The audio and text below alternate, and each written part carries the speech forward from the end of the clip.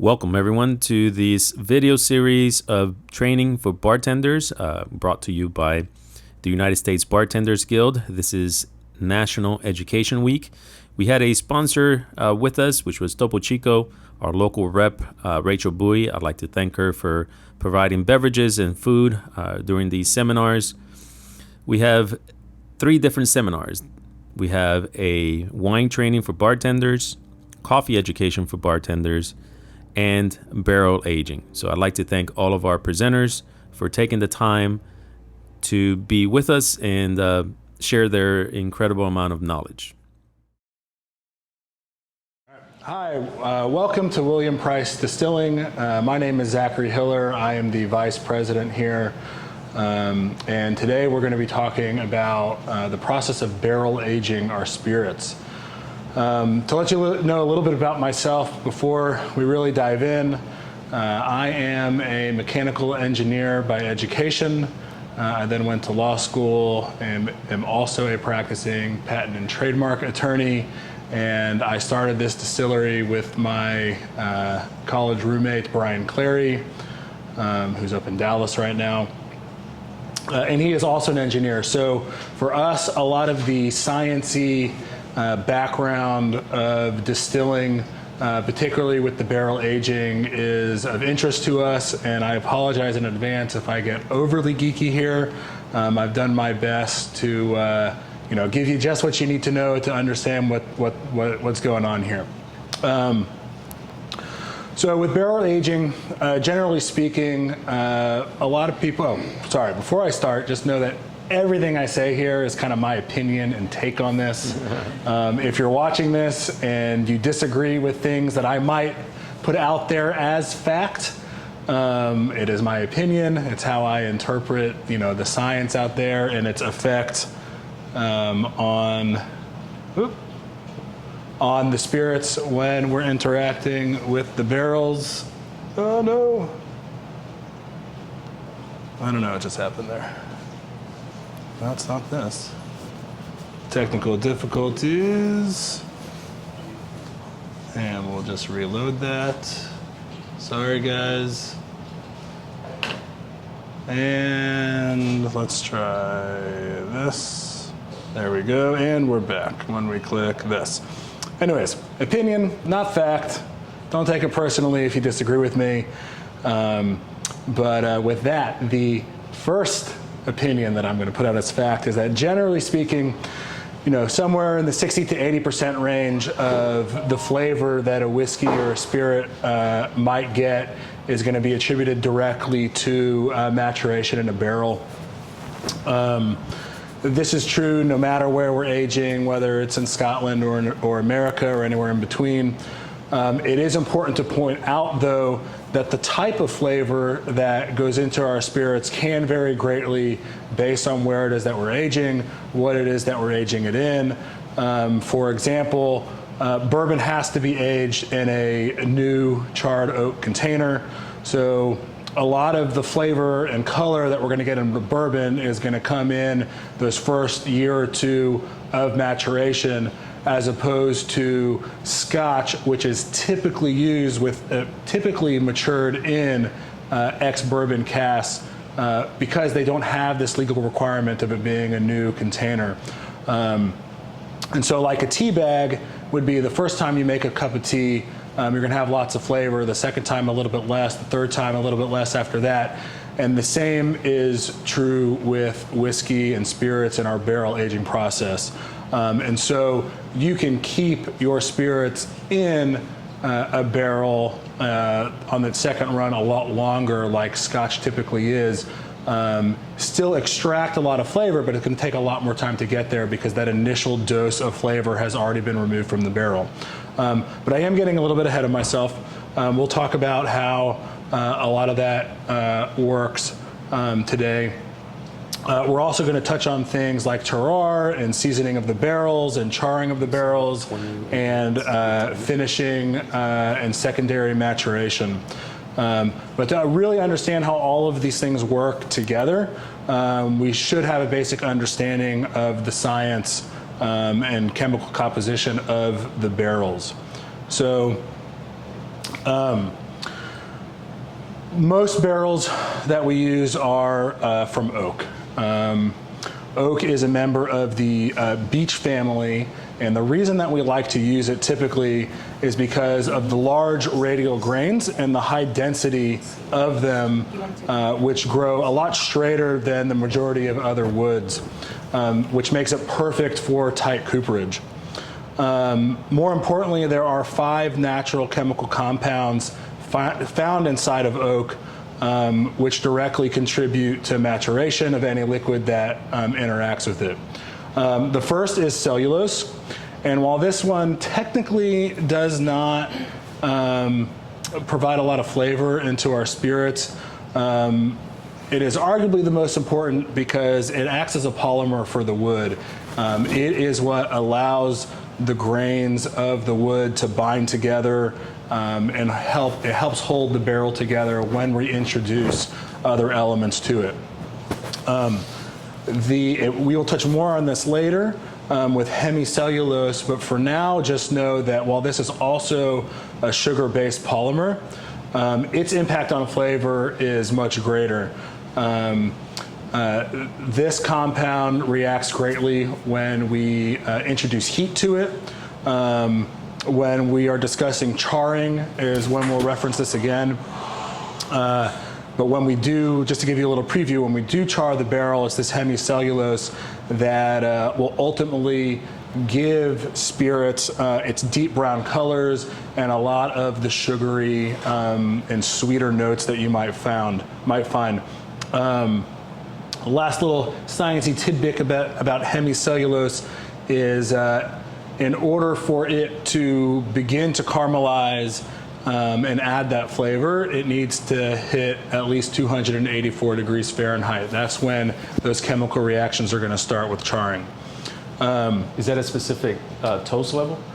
Not necessarily. Any of the toasting, when we get to it with the charring, when we're talking about levels, is going to be more in tune with the time in which the heat is given and not necessarily the temperature.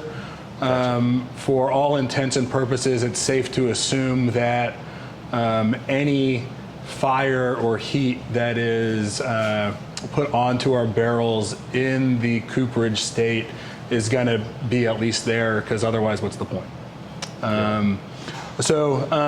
Moving on, our third chemical is called lignin. This is present in all hardwoods. It gives us a lot of the sweet and spicy aromas, especially some vanilla. These can be released with even just the slightest bit of heat. But heavy toasting, deep charring will break it down a little bit further and can also introduce some smoky flavor elements. Our tannins are very important. Oak has a high tannin content, and where this really comes into play is that it inhibits bacterial growth in the tree while it's alive. And so that will result in less defects in the wood as we're cutting it and preparing it. We want to find wood that is uniform, that doesn't have knots, that doesn't have cracks, and that is possible with our tannins. Also, it reacts very slowly with the liquid and with oxygen molecules, and so it's from here where we can get a lot of rich, complex notes entering the spirits over time. Do the knots give any information about the health of the wood? No, not necessarily. So if we're just talking about the health of a tree, knots are fine. Every year, and we're very quickly going beyond my knowledge as an amateur arborist, but if you do a cross section of a tree, just cut the trunk across, you'll see a bunch of circles. My recollection is that each of those circles represents a year of life, and so if you have a particular season or year where there might have been a natural disaster or there was extra rain, those circles might be bigger or smaller, and then as branches come off There might be some knots, if a random piece of strike of lightning hit a tree, that might cause some defects. The reason we don't want those in our barrels is without those uniform fibers, you're likely to develop cracks and leaks and lose your spirits. And so it's really all about keeping as much liquid inside the barrel as possible. Gotcha. Our last chemical that we're going to talk about before we move on to the actual interesting stuff is lactone. These are really only relevant for our bourbons. This is a flavor element that's influenced by a lot of oils and soluble fats and waxes, just lipids, general fats, that deliver kind of like a coconutty, woody taste to spirits. These are almost always released in the first year. So like I was mentioning before, bourbons have to be in our new charred oak containers. And so it's, spirits like bourbons or something else that's in a new charred container is gonna have a lot of this present.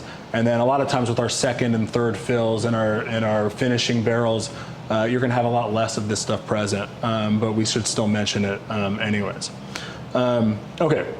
So now that we know about the science, we should talk about how it affects what's going on. So I know a couple times this week with our wine and our coffee, we've talked a lot about terroir, so I felt like we should start there. Generally speaking, when we talk about terroir, with spirits specifically, we're referencing where the grains came from or the location in which a spirit was matured. And the environment's effect on all of those things. For us today, I'm more interested about where our wood comes from. So we've already talked about how oak is the perfect type of wood. Generally speaking, our casts are made out of either American or French oak. There are a lot of emerging forests, oak forests, and other parts of the world that people are starting to play with, especially in East Asia. But for purposes of today, we're going to talk about just American and French oak because they are the most popular and widely used. Our American oak is generally going to give us a fuller, oaky flavor, sweeter profiles, notes of vanilla and caramel. Classic example of this is going to be MGP rye. I think most craft distilleries and small guys, and even some of the bigger ones, lean on MGP a lot, including us, to source their whiskey while they're getting their own programs up and running. So that's probably the best example for that right now. And then our French oak typically has higher tannin contents, which results in slightly more complex flavors with hints of pepper and spice. And a good example of this is going to be Woodford Reserve Double Oak Small Batch. Really great peppery and spice flavors in there, and is a French oak product. Now, where the oak kind of grows and why American and French oak is so popular is because the forests in which they come are generally in cooler, rockier climates. And like we were talking about with the rings just a minute ago, the cooler it is in the winter, growth will actually stop in a tree. And these are probably terrible pictures of wood to really talk about what's going on. So each of these circles, if it was actually done, would represent a growing season. And in these cooler, rockier climates, where growth is slower, it gives the wood a chance to, for the wood particles to be more dense, which allows us less leakage and tighter cooperage. And it really specifically has a greater concentration of the hemicellulose and the lignins that we were talking about earlier, which also then will give us greater flavor development after we properly char or toast that barrel. One thing about where these come from specifically, our French oak usually comes from one of 5 forests. If you have a good relationship with your cooperage, you can actually ask them to send you barrels from a particular forest. A lot of people feel like each forest has its own characteristics, even within just the general category of French oak. American oak, you usually can't ask for a particular forest. It's grown all over the country, typically in the Midwest, Oregon, and the Appalachians.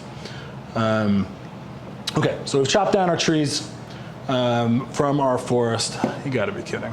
And we're back. Okay, great. So once we chop down our trees, the next step is seasoning. So when our wood shows up to a cooperage, it's going to show up as a green oak log. What I mean by green is we've chopped it down, it showed up. It's wet, it has all of the properties that wood might have straight out of the forest. And what we mean by seasoning is really that we're just going to dry it out, right? It's going to tighten the wood. We are going to, the cooperage will take these logs, they'll have them, they'll quarter them, they'll, cut them into the actual straight staves. They'll stack them up like this on huge pallets, kind of like a log cabin crisscross, so air can go through, and they'll just leave them out in the field. It's not uncommon for staves to season for 1 to 3 years, depending on the cooperage, depending on the distillery that's buying them. Everyone kind of has their own, methodology of where the sweet spot is there. But most people just do natural seasoning. They just let it sit out in the sun, let it dry out. While it's drying, a bunch of unwanted sap and moisture and a lot of the heavier tannic compounds will leach out of the wood. But it will still keep all of those core flavor elements, such as sugars and vanillins that we already talked about. But much like maturation of the spirit itself, older is not necessarily better, right? At some point, too much seasoning will cause the oak to lose too much of its life and too much of its flavoring, and will actually end up becoming brittle, and it will increase the chances of stave cracking and breaking during the bending phase, which would come next. So seasoning is essentially drying? Yeah, in essence, seasoning is drying out the wood. So you Does it matter where you dry it? What part of the country? Yes and no. You'll want to do it in an area with low humidity. I'm not saying you couldn't season in the Gulf Coast over here, but I am not a cooperage, so I would probably highly advise against it, because adding with having a high humid environment, you're not going to lose as much moisture as you want. You're opening yourself up to potential mold and bacterial growth and just basic rot of the wood. Think of it analogous to seasoning firewood. You don't just chop down the tree and throw it in the fire, right? It's got to be dried out. You might not be cutting it into rectangular staves, but just logs. Same thing has to happen. If you don't properly season it, if you don't dry it out, the wood's not going to burn. It's going to be all smoky. If you just leave it outside here, not that we have too many fireplaces here in Texas, but if you leave your firewood outside in Texas, it's going to rot, right? You got to keep it covered from the rain, right? That's right. But yeah, in essence, seasoning means drying. Okay. Okay, so now we've seasoned our wood, we've built some barrels. What do we do with them next? Before we put spirits in them, most cooperages will toast or char the barrel. What we mean by this is we're going to burn the inside of the barrel. We're going to apply heat. Most of the time, it's with some sort of gas burner. Some cooperages will use a natural furnace, where as they're cutting off the wood, they'll take all the scraps and they'll throw it in a furnace, and that's what they'll use. Largely the source of the fire probably doesn't make much of a difference, but gas and wood will give off either a neutral flavor, as it does if you're cooking meat, and if you're cooking with wood, it's just going to give you that wood smokiness right back into the barrel, so it shouldn't affect the final product. Now, with charring, it's unclear really where this process started. There are lots of fancy stories. All the big distilleries have their own stories. One of my favorite ones is Elijah Craig say that once upon a time, Elijah Craig was, he's aging his whiskey in a regular barrel, and lightning hits the barn, and the barrels start to burn, and he fills them up with whiskey anyways, and boom, we have charred spirits, or charred barrels. And that'd be really cool if that is how it happened. My personal opinion is much less romantic. I think that as distilleries were growing and moving into oak containers, that they were just taking them from wherever they could. And likely that meant they were first used for things like, sardines, vinegars, and they needed to burn off all of those terrible rancid flavors that you don't want in your whiskey. So what's actually true, I don't know. That's just what I choose to believe. But who knows? Maybe it was lightning in a barn. Anyways, what charring does is it helps open up the channels in the wood, allowing the spirit to absorb deeper into the oak, which then allows it to further extract flavors in different flavors, and it also acts as a carbon filter, removing some of the undesirable chemicals like some sulfur flavor compounds and some of the heavier tannins that people might describe as harsh in their spirits. We mentioned on this earlier with your question, and this is by no means an official scale. Most cooperages will work with char levels, as you can see here, and I don't know why my spacing is wrong, but basically we go from a raw stave on your left, my right, all the way up to a level 4. So raw, lightly toasted, heavily toasted, 1, 2, 3, 4. The longer the heat, the higher the number. Generally speaking, a 1 is going to be about 15 seconds, 30 seconds for 2, 35 for 3, 55 for 4. For the level 4, some people also call it an alligator char, because at that point the wood starts to look like alligator scales in there. In principle, you could go beyond 4. You don't see it a lot. But a couple years ago, Buffalo Trace and their experimental line released a Char 7. They charred that for 3.5 minutes. I have not personally had it, so I can't speak to how delicious it may or may not have been, but it exists. And I guess the longer that time, the higher the number could be. Eventually, you're just going to burn your whole barrel. But that being said, most American distillers prefer either a level 3 or a level 4 char on their casks. To give you some examples of char levels as it goes through, you don't really see a lot of just toasted or level 1 in the spirits world. 2 releases or expressions that I particularly enjoy is the Elijah Craig toasted and the Basil Hayden toasted, which just came out. You'll see this used a lot more in sherry, port, Madeira, or wine casks. Cognac is often aged in a toasted barrel. By no means, again, are these hard and fast rules. It's just kind of some trends that I've seen.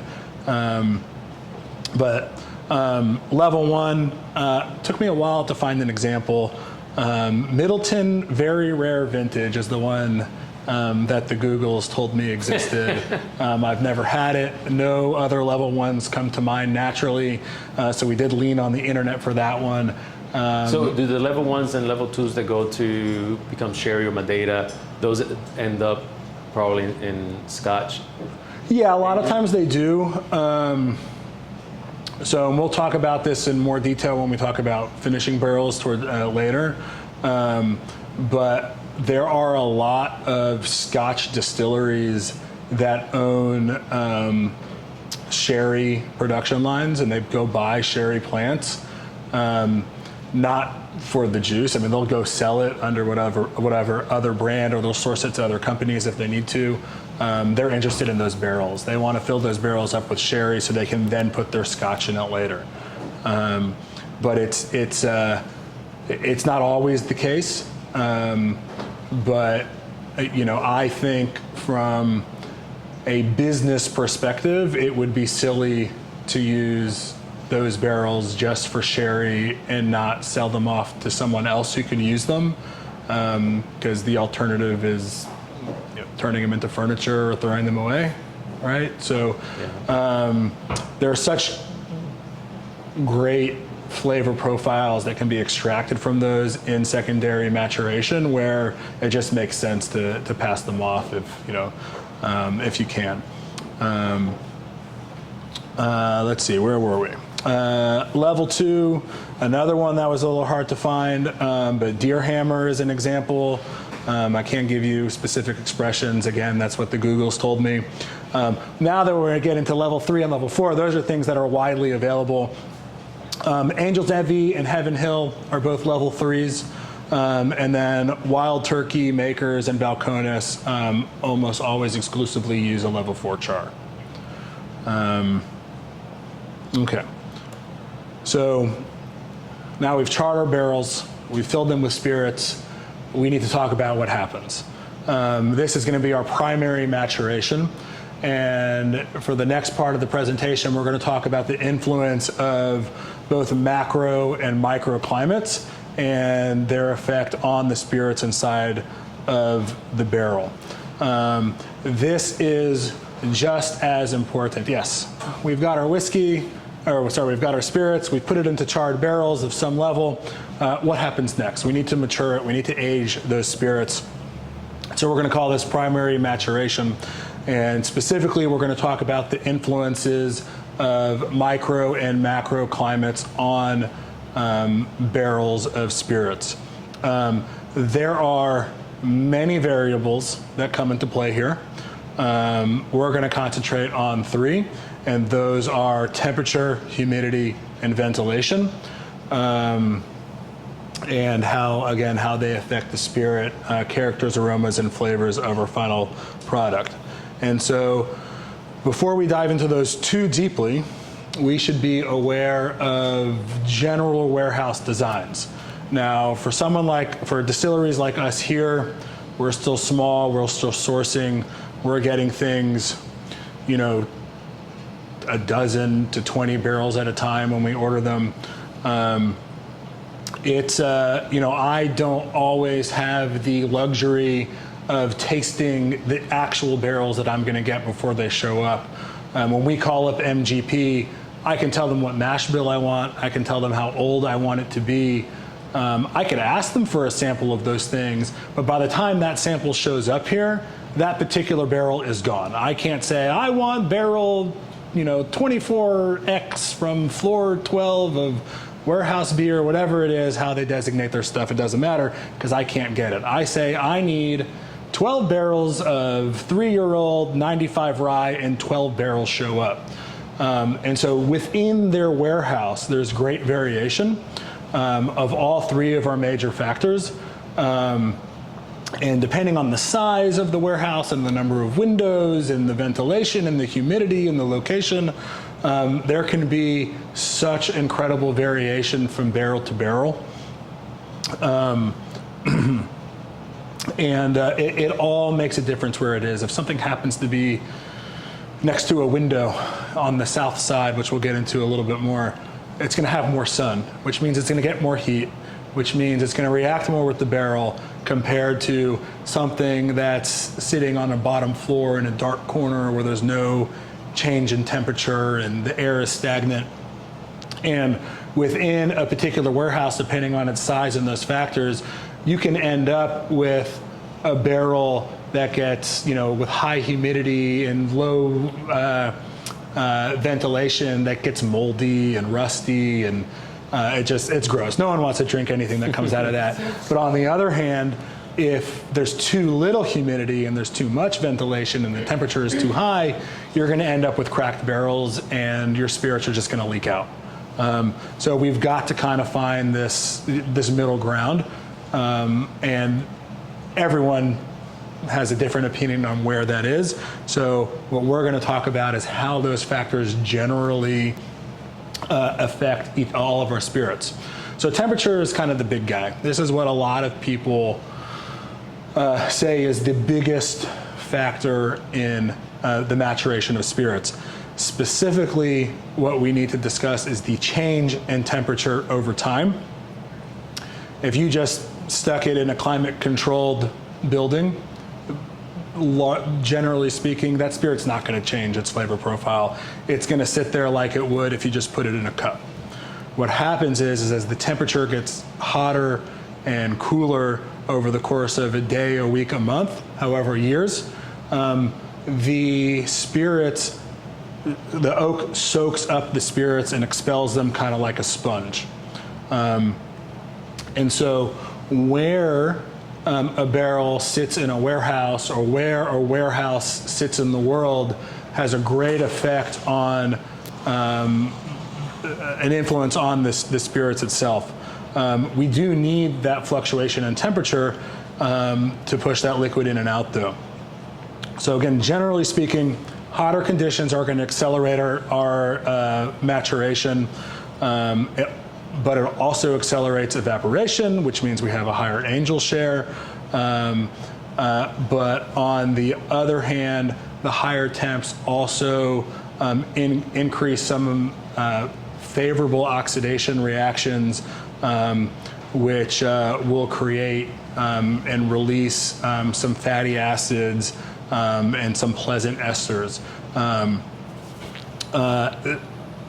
On the other hand, if it gets too hot, we'll get a lot of flavors that people consider harsh, and that's a lot of the reason why some younger Texas whiskeys do get a bad name. People think they're harsh, that they're not palatable. I hate to use the word smooth when I'm describing spirits, but you know, that is unfortunately part of the reputation that Texas whiskey has developed because of this hotter climate. But there are tricks around it. You know, I think a lot of people here are figuring that out, and how to get around and play with the temperature, which we're going to kind of talk to a little bit with our other factors. But okay, so hot, fast, right? That also means colder is slower with our maturation. Maturation usually stops around 45 degrees Fahrenheit. Like all chemical sciencey reactions, it's not a hard line. It will slow down. It might go a little bit beyond. Generally speaking, 45 degrees, maturation will stop. Some distillers will use heat in the winter to keep their products aging and keep that maturation process alive, but that's just as expensive as it would be to climate control and air condition a warehouse in the Texas heat. It's too expensive. You can't really do it with any, you know, economic success. But the good news for them is even though the maturation stops, there's no evaporation when it's cold. So you're not going to lose any of your spirits. It's going to sit dormant again as if it was just like in a sealed jar, but in the barrel in the rickhouse. So the maturation can stop and start without any negative effects to the spirit? Or with very yes, little? Yeah. You know, I think depending on the other conditions in the rick houses, there could be some negative effects. If we're talking about temperature in a vacuum, I went forward. Gotcha. If we're, I went forward way too much. Okay, if we're talking about temperature in a vacuum, just having a low temperature stopping maturation is not going, it shouldn't negatively affect your spirits. It's just going to stop it. And this is, again, a super oversimplification of the process, but the concept of maturation stopping is why some people have said, you know, a 30-year-old whiskey in Scotland is the same as an 8 to 9-year-old whiskey in Kentucky, which might be the same as a 2 to 3-year-old whiskey in Texas, just because in Texas we have year-round maturation. It doesn't stop. I mean, it might get below 45 for a couple of days, right, or a couple of evenings even here. So in reality, the aging here never stops. There are some drawbacks to that. Again, our evaporation's higher. We get some acids and esters we don't like. You know, a lot of the chemical composition that we want to break down, it just, you know, there's no substitute for time. So to allow those spirits to sit for 30 years in Scotland, you know, you're going to get spirits with more robust flavors because it was able to sit in that wood, and those harsh chemicals that we don't like have had time to fully filter out in the wood, right? You try to leave spirits in a barrel in Texas for 30 years, you're not even going to have sludge left. There's going to be nothing, right? It's just too hot. It's all going to evaporate. Gotcha. Okay, so temperature. The next one we talked about is humidity. So this is one of the first things that we can use to try to control our evaporation. Again, this is a very general rule. The higher the humidity, the more ethanol is lost. All right, let me rewind a little bit. With a high temperature, both alcohol or ethanol and water are going to evaporate. Okay, the rate at which those evaporate in relation to each other is controlled by our humidity. Okay, so the higher the humidity, the more ethanol is going to be lost, and the lower the proof of your final spirit over time. Conversely, the lower the humidity, the more water is lost, and the higher proof over time. Humidity in and of itself in rick houses that are generally not fully climate controlled is not something that can really be controlled alone. What we use to control humidity and temperature is going to be ventilation, okay? So a well-ventilated warehouse will have you know, reduced concentration of ethanol and water sitting around the barrel as it's trying to evaporate. The bad news is that means there's now space for new vapors to fill in. So our evaporation is going to increase. But low ventilation is going to turn into that rusty, moldy barrel that we had a couple of slides ago. So again, we've got to kind of find this sweet spot where we can blow away humid vapors, both from the environment and that are coming off of our barrels, without, you know, overly drying them so they crack, like we talked about when the temperature gets super hot and there's too much ventilation. So one of the easiest ways to control ventilation, honestly, open a window, right? Here for us, we've got big bay doors in the back.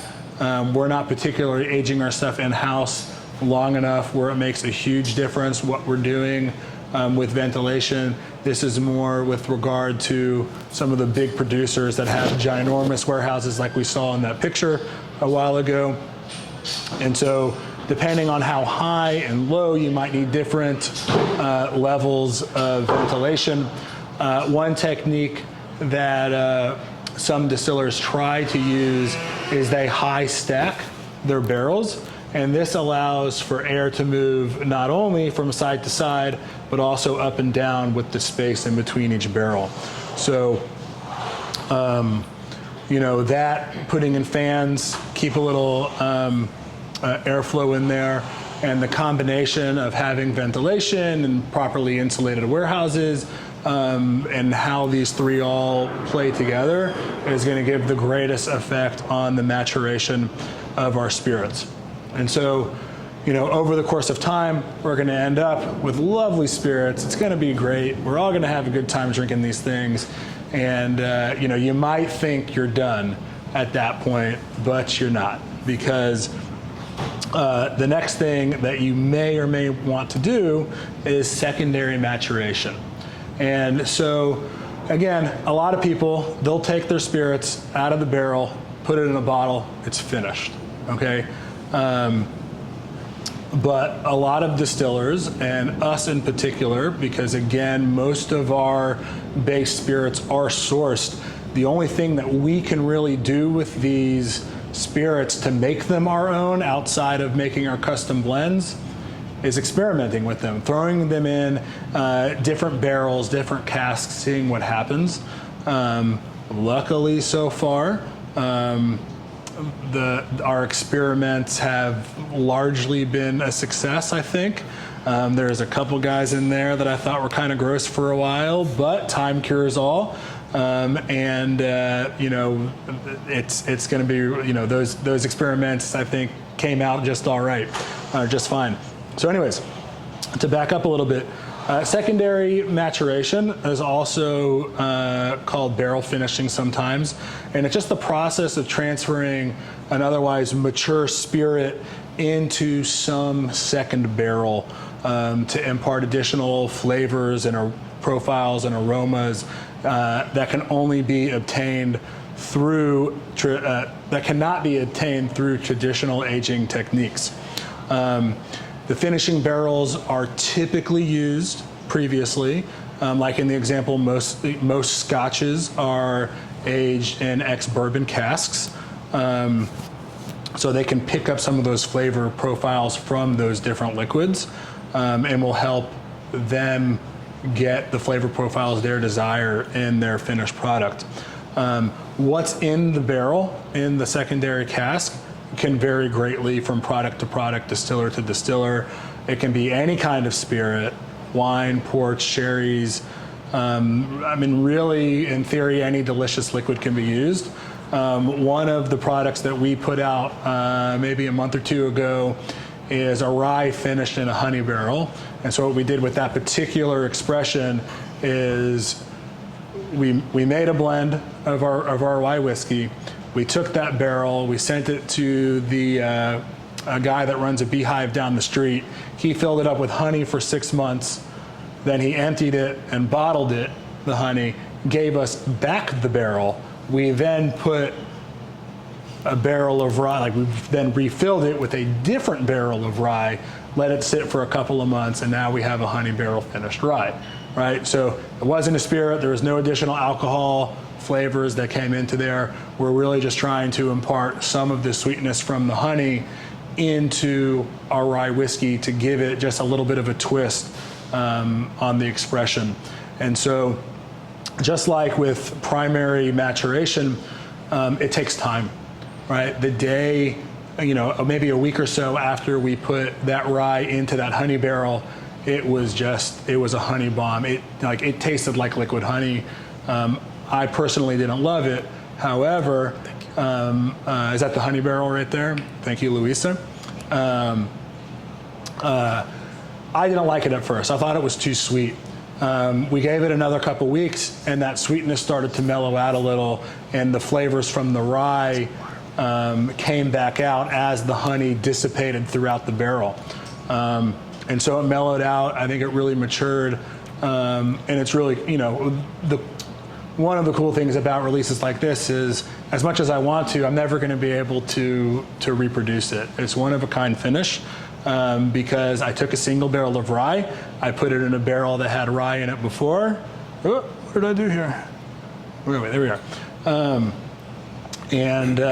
You know, so I can get close, but it'll never be exactly the same.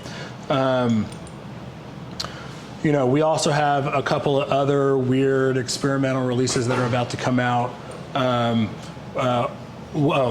Before I get into those, another one of the things that we did is it doesn't just stop at secondary maturation. Sometimes you can have tertiary maturation, if you will. Macallan loves to finish their scotches.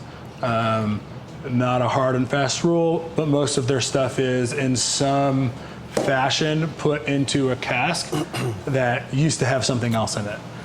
Sometimes they do it 2 or 3 times, right? It's just, you know, be sure you look at that bottle. It'll say it's probably too small here, but I'll give you guys the slides. You know, this one says triple cast matured, and down here in really tiny letters, if you get close up in there, it'll tell you the type of cask that they used. You know, and we have had, I guess, a third fill, so it wasn't necessarily a triple cast product, but we took some of our rye and we put it in a French oak barrel. So it started in an American oak barrel. We then put it in a French oak barrel that first had rum and then had single malt in it, and that stuff is delicious. This is really good. That's the honey. Yeah. You said it tasted more like honey when you first put it in there. Yeah, a week or two after, it was all honey, no whiskey. All right. As it mellowed out, those traditional rye flavor profiles came back out, because probably what happened, and it might have just been the way that we were sampling the barrels, and this is purely conjecture, is that barrel had a coat of honey around it, right?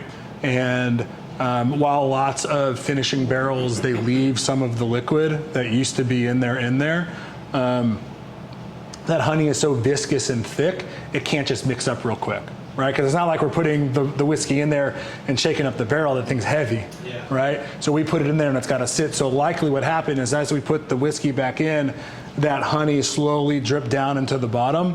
And maybe when we were sampling it at the beginning, there was just such a high concentration of honey just sitting at that point in the barrel where the thief went in, that it was just super honey bomb, right? And then as it slowly mixed with the alcohol and bonding with the rye and marrying, it mellowed out a little bit, and that rye flavor profiles came back out. Yeah, it's really good because it tastes like whiskey. Yeah. It's got the honey in the front, and then afterwards you're tasting all whiskey. Yeah, and so then we also have, again, I'm sourcing right now, so we have a bunch of different weird experiments coming out. Where did my list go? Because there are quite a few of them, and I was just going to tell you the ones that I liked the best. But it's like we've got a French oak, we've got a single malt that we finished in French oak, a single malt that we finished in sherry cask, a rye that we finished in sherry cask. For those of you that are here, I highly recommend you try the French oak single malt, or the single malt unadulterated, and then again also in the French oak, so you can have an idea of what something aged in just American oak might taste like compared to something that was then finished in a French oak cask. Do you have a favorite? Right now, of the weird things that we've done, it's probably the rye finished in the French oak. Just try that right now. It's super. Yeah, I really love that one. The one that I thought was kind of, not to answer a different question you didn't ask, the one that I thought was kind of gross when we started, we took a single malt, and when we sourced it and it showed up here, it was amazing. I was ready to put it in a bottle and sell it. It was that good. I didn't care that we didn't really do anything with it. That's how much I loved it. Wow. Right? It was great. I got outvoted. If he took me out of it, it was unanimous to mess with it. So I didn't really fight for it. And we put it in this sherry cask, and a month later, when it was time for the first taste, it was just disgusting. And I mean, it was gross. Some people were ready to pour it down the drain, but you can't do that. You got to see what happens. It's already ruined, right? It couldn't have gotten any worse than it was at that point in time. But again, generally speaking, time changes things, right? We had a little bit of temperature change. This was probably over the course of the winter, so that temperature change and the maturation might have slowed a little for Texas, but we got through the winter, and all of a sudden it wasn't so disgusting, and then it was palatable again, and quite frankly, it's delicious now. And Mr. Clary, I apologize, I was wrong. You were right. It's on record. I was wrong. It is delicious. Do you guys have your base spirits here, base whiskeys, and then y'all do a lot of experimentation? Yeah, so generally speaking, our rye is sourced from MGP. It is, again, not a hard and fast rule, because some of them have aged a little bit longer since we've had them, but when we buy it, they're typically 3 to 5 years old, and it's either the 95 rye or the 51 rye mash bill that they have. And then when they come in, we sample and we taste and we evaluate all of the, primary, secondary, tertiary flavor profiles, have a little blending session, decide what things we like the most, put them together. Our batches have historically been for just a whiskey release that we don't super mess around with, somewhere between 3 and 6 barrels, just kind of depending on what's going on. And then our experimental stuff is typically all single barrels, or whiskey that's left over, just the dregs of barrels. If I decide not to use the whole thing, and I just have a couple of gallons left in a barrel, I can't leave it in the barrel, it's gonna oxidize, right? You gotta do something with it. What better way to put that stuff to use than experiment with it, right? Is everything gonna be a hit always? Definitely not, right? Anyone who says all of their spirits that come out are great and perfect, they're a liar, because they're not. And quite frankly, what I think is great and delicious, you might hate, right? Because our palates are totally different. So that's why we have a probably larger than we need, what I'll call sensory panel that influences what we put into bottles and what we put into barrels, and what goes where and how that plays both into distribution and the spirits that we're going to put into cocktails behind the bar. But it all influences each other one way or another. Enough about us, just so you guys that are listening out there can have a little bit of example of some other finished products. A lot of rum is finished. Dilmore Dew Caribbean Cask is my office manager's favorite finished spirit. She told me I had to mention it today, so I am. Barrel also routinely puts out weird might not be the right word, but weird finished stuff, right? They love going out and taking their spirits and playing around with them. A pretty popular one was the Barrel Seagrass, which was finished in rum, apricot brandy, and Madeira casks, and then blended together, I think. Not gospel on that one, but that's what my notes say. And then we already kind of talked about our rye finished in the French oak. But you can find them anywhere. Anytime you see on the label finished in, that's going to necessarily mean that it spent some time in its original cask. It might have been used before, but then finished in does not imply, it states that it also spent some time in a second barrel. Yes? Do you know for like a triple cask matured, for that, all 3 of the different barrels and how long they were aged just needs to add up to 18 years, or is it each barrel? It should be the total age. Sometimes producers will put on their labels, 24 months or 2 years in this and 6 months in that and 3 months in that. At the end of the next slide, and I'll ruin my own joke now, but no, we're going to save it. Okay. It's supposed to be for the whole time. There'd just be too many words if you were to say how many months or years it was in each individual thing. Okay. So while technically not secondary maturation, the solera method is something that I just want to quickly touch on before we finish. This is a way that a lot of people will age their spirits. It has a direct impact on the final product and the consistency of a product over time. And generally speaking, what we're having here is you'll have your new make spirit, whatever it is. It'll sit in a cask for however long, right? You will then take that and you will dump it into the next level. And it will sit there for however long. and you'll take those and you'll fill up the ones below it and the ones below it and the ones below it and so on and so forth.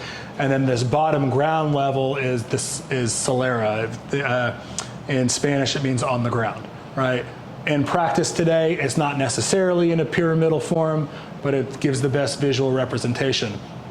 And what you have here is technically secondary, tertiary, I don't know what you would call with 4, but multiple levels of maturation. And so you can't do this with everything. You know, in the case, let's just say bourbon, right? It has to be in a new container.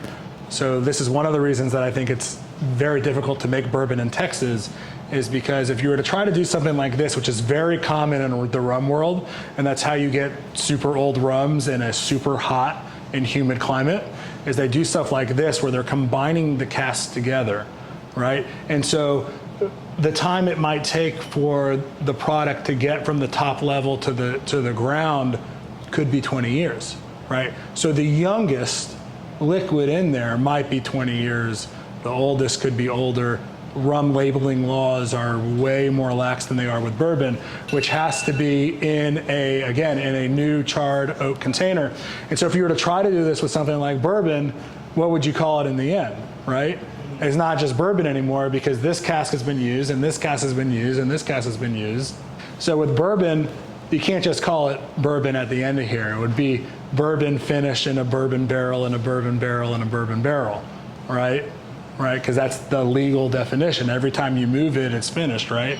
So again, too many words on the label. But for stuff that isn't bourbon, where it doesn't really make a legal difference what we're aged in, you can use something like this in combination with using, you know, manipulating our temperature and our humidity and our ventilation in order to create a more mature, more consistent product, because every time that we're moving it down, we're leaving some of the liquid. We're not ever going to fully empty any of the barrels doing something like this. Again, this is very common in the rum world. It's also very common in France with brandy and cognac. You know, while technically not secondary maturation, definitely has the same kind of criteria. And I should have put a little ending slide. That's really it for today. I tried to keep that as high level as I could. If you have any questions about barrel aging or anything else distillery or spirits related, feel free to call us or shoot me an email, or even just stop by. My email is Zach, Z-A-C-K, @WMPTX.com. You know, we're here all the time. I welcome anyone that has access to this video to come by and just pick our brain. We're an open book about everything we do here. Great. I really, really appreciate you taking the time to do this for us. No, it's my pleasure. My pleasure. All right. Thank you, guys.